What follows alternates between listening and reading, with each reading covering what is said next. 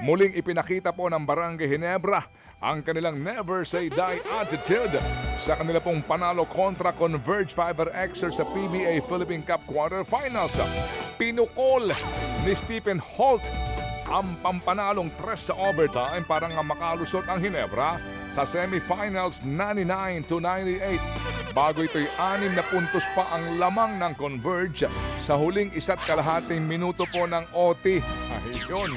Katunayan nga po'y lamang din ang Converge ng 3 sa huling 9 na segundo po ng fourth quarter pero nadala sa extra period ni Jeremiah Gray ang laro matapos pong ipasok ang 3 free throws dahil po sa foul naman ni Alex Stockton. Dahil po sa panalo ay binura ng Gene Kings ang twice-to-beat advantage ng Converge. Maakalaban po naman ng Gene Kings sa semis ang sister team na San Miguel Beermen. Eto na. Alam mo, Medyo sakit ng ulo ng Converge dito. Oo. Panalo na sila dito.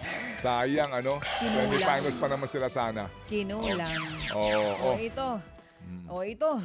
Pasok na rin po sa PBA Philippine Cup Semifinals ang TNT Tropang 5G. Lumamang po ng hanggang 27 puntos ang TNT tungo sa 118-109 na panalo kontra sa Magnolia Hotshots. Makakalaban nila ang mananalo sa serye ng Rain or Shine at Meralco mamayang gabi.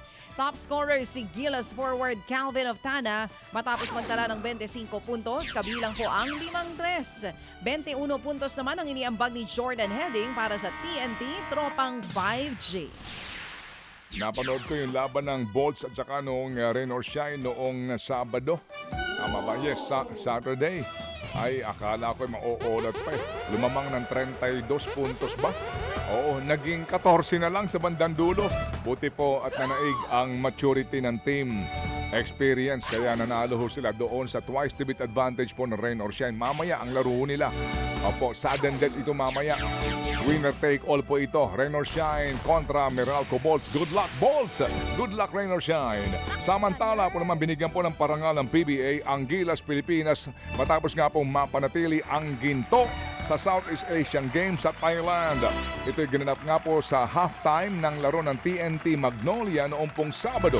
Isa-isa pong tinawag ang mga players at coaching staff sa pangunguna po ni Head Coach Norman Black.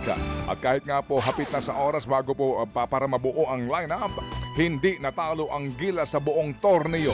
Kanila pong tinalo ang Thailand sa gold medal match, 70-64. Samantala mga kapatid, Mabuhay ka. natalo naman po si Alex Ayala. Alex Ayala sa world number 9 na si Mira Andriva sa MGM Macau Tennis Masters. Lamang pa sa simula si Ayala bago po marangkada ang Russia na kalaban para sa 6-4, 6-2 na panalo ni Andriva sa exhibition game. Kahapon nabigo rin po si Alex Ayala at ang partner na si Jerry Shang sa mixed double event. Natalo sila kina Yibing Wu at Alejandro Davidovich. Ito ang pinakahuling sinalihang palaro ni Ayala bago nga pong inaasahang kampanya na Australian Open na gaganapin naman ngayong Enero. Alright. Dalawa ho namang players ang namaalab na sa Choco Mucho Flying Titans bago po matapos ang taon. Tinanunsyo ng koponan ang pag-alis nina middle blocker Aduke Ogunsanya at libero Villa General. Nakuha po ng Choco si Ogunsanya noong pong 2022 pero naging dagok sa kanyang pro career ang iba't ibang injuries.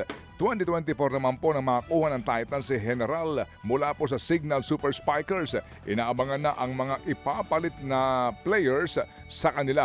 Biguhong makapasok sa 3 at huling 4 na PVL conferences ang Choco Mucho Titans. Mga kapatid, brothers and sisters, saan ka pa? Dito na tayo sa totoo. Dito na tayo sa True FM. Mga kapatid, mag-subscribe and follow po kayo sa social media accounts ng True Network PH. Yan po kami. Hanapin nyo lang True Network PH, Facebook, Instagram, YouTube, TikTok, and podcast. Mapa Apple or Spotify man yan, mahahanap nyo kami. Lahat ng mga napapanood at napapakinggan nyo po sa programa, nasa social media accounts namin yan. So, paano mga kapatid? See you sa social media!